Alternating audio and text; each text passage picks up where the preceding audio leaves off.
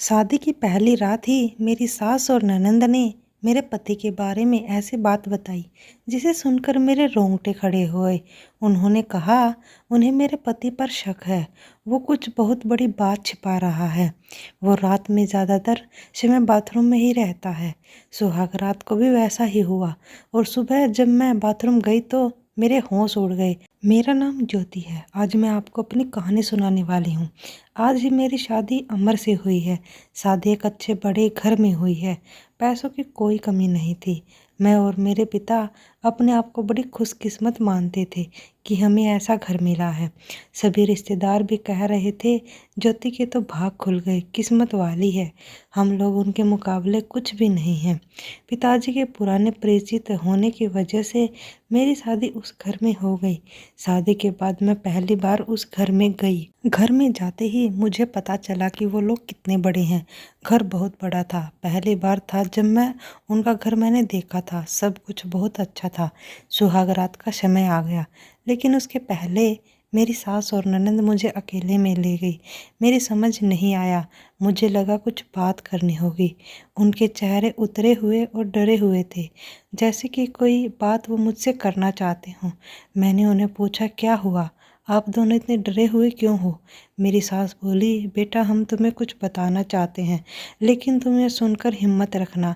साथ ही मेरी ननंद भी बोली कि अब हम जो तुम्हें बताने वाले हैं वो बात हम तीनों के बीच में ही रखना। यह बड़ा घर है, यहाँ बात फैलते ज़्यादा समय नहीं लगता, और वो बात सबके सामने आ गई तो हमारे घर की इज्जत मिट्टी में मिल जाएगी। अब तुम इस घर की बहू हो और तुम्हें इस घर का मान रखना होगा। उनकी बातें सुनकर मैं सच में थोड़ा डर गई। मुझे समझ नहीं आ रहा था कि वो लोग क्या बोलना चाह रहे हैं। मैंने कहा, आप बताइए मुझे क्या बात है? मेरी सास बोली कि बहू, मेरा बेटा मर्द नहीं है। उनकी ये बात सुनकर मेरे होश उड़ गए। उन्होंने कहा कि मैं जानती हूँ कि तुम सोच रही होगी कि फिर हमने तुम्हें क्यों फंसाया, लेकिन हमारी भी मजबूरी है। हम यह बात ऐसे बता नहीं सकते थे, वरना सभी को पता चल जाएगा। मेरा बेटा रात में अक्सर बाथरूम में ही रहता है। पता नहीं वहाँ क्या करता। जब भी उसे पूछो तो यही कहता है कि उसका पेट खराब है। कमरे में जाने के पहले अपने पति के लिए ये बातें सुनकर मुझे समझ नहीं आ रहा था कि मैं क्या करूं। मेरी ननंद कहती है कि तुम उससे बात करना, थोड़ा समय उसके साथ बिताओ, फिर उससे खुलकर बात करो। अगर कुछ हो सकता है तो हम ज़रूर करेंगे। हम तुम्हारे साथ हैं, तुम्हें अकेला नहीं छोड़ेंगे। सुहाग रात वाली रात ये सब सुनकर मैं अपने कमरे में जा रही थी। मुझे अब डर लगने लगा था। मैं कमरे में यही सब सोच रही थी कि मेरे पति अमर कमरे में आए। कमरे का दरवाज़ा बंद किया और दरवाजे से ही पेट पर हाथ लगाते हुए आए। बिस्तर पर मेरी तरफ पीट करके बैठे और बोले कि उनका पेट खराब है, और कुछ ही सेकंड में वो उठकर बाथरूम में चले गए। बिल्कुल वैसा ही हुआ जैसा कि मेरी सास ने मुझसे कहा था। पेट खराब हो तो थोड़ी देर बाद वो बाथरूम से बाहर आ जाते, लेकिन वो करीब 1 घंटे तक बाथरूम में ही रहे। मैं बाहर चुपचाप अपने बिस्तर पर बैठी रही। उन्हें मैंने आवाज़ भी नहीं दी। बस यही सब सोचते सोचते मैं बिस्तर पर लेट गई। करीब 2 घंटे बाद वो बाथरूम से निकले। मेरा अब उनसे बात करने का मन ही नहीं था। मुझे लगा कि मेरे साथ धोखा किया गया है। वो भी चुपचाप अपने बिस्तर की साइड पर जाकर सो गए। सुबह अपने आप को खुशकिस्मत मान रही थी और रात होते होते अपनी किस्मत को कोसने लगी। सुबह मैं जल्दी उठी और बाथरूम में गई। बाथरूम में जैसे ही गई मेरे होश उड़ गए, क्योंकि बाथरूम में एक नई नाइटी थी, साथ ही मेकअप का सामान। यह सब क्या था मुझे समझ नहीं आ रहा था। एक ऐसे इंसान से मेरी शादी क्यों करवा दी? सुबह मेरी सास और ननंद ने मुझसे पूछा, क्या हुआ बेटी रात में?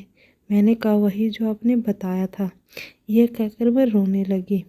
मेरी ननंद ने कहा, माँ मैं कह रही थी ऐसे किसी लड़की की ज़िंदगी खराब मत करो, लेकिन तुम सभी ने मेरी बात नहीं मानी। अब यह क्या ऐसे ही घुट घुट कर यहाँ रहेगी? मेरी सास बोली कि बेटा तू जो भी फैसला लेगी हम तेरे साथ हैं, लेकिन तुझे ये वचन देना होगा कि यह राज तेरे मुंह से नहीं निकलेगा। अगली रात फिर वो कमरे में आए। मुझे अब उनकी तरफ देखने का भी मन नहीं हो रहा था। मैं चुपचाप अपना बिस्तर करके अपनी साइड पर सो गई, क्योंकि अब बात करने को रखा क्या था।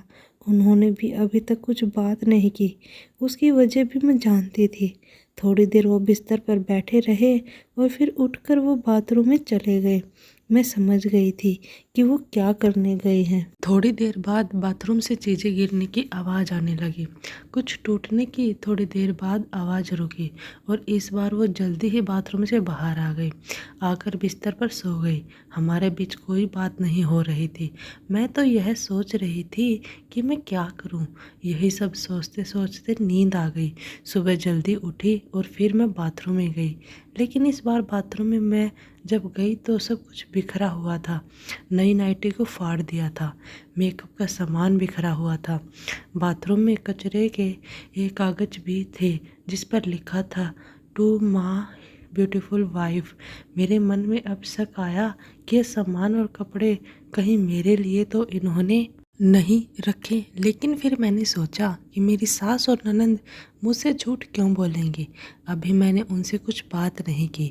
सुबह मेरी सास और ननंद फिर मुझसे सहानुभूति जता रही थी। मुझे उनकी बातों से लगा कि वो चाहती है कि मैं अमर को छोड़कर इस घर से चले जाऊं। मुझे अब मेरी सास और ननंद पर शक हुआ। मैंने घर की पुरानी नौकरानी से बात की। मैंने बातों बातों उससे पूछा कि अमर कैसे हैं। वो बोले कि वो तो बहुत सीधे हैं।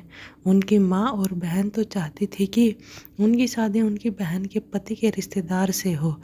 बहन और माँ तो बहुत कोशिश की, लेकिन उनके पिता नहीं माने और उनके दोस्त के परिचित यानी आपसे शादी करवा दी।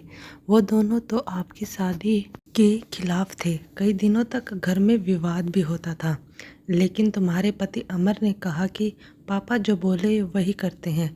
मुझे अब पता चल गया था कि मेरी सास और ननंद मुझे क्यों भगाना चाहते थे, इसलिए उन्होंने मुझसे झूठ कहा था। उन्होंने शायद अमर को भी कुछ कहा होगा। रात अब मैं अमर से बात करने का इंतज़ार कर रही थी। वो कमरे में आए तो उनका मुंह तो उतरा हुआ था। यह पहली बार था जब मैं उनसे बात करने वाली थी। उनके आते ही मैंने कहा, आप मुझसे कुछ बात करना चाहते हैं।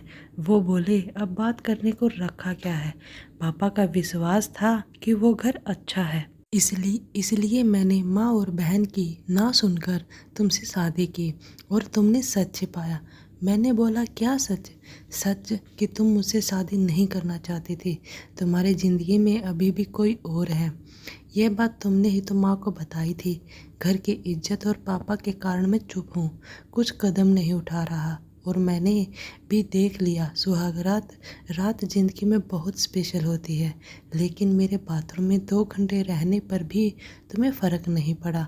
माँ ने सही कहा था कि तुम आवाज़ भी नहीं दोगी, बात भी नहीं करोगी। मैंने बोला, बाथरूम में रुकने को उन्होंने कहा था और वो कपड़े और मेकअप वो मेरी बहन ने रखा था। कहा था पहली रात का गिफ्ट है तुम्हारे लिए, बाथरूम में रखा था। मैं उठकर उनके पास गई और उन्हें कहा, आपको पता है उन्होंने मुझे क्या कहा? फिर मैंने उन्हें सारी बात समझाई।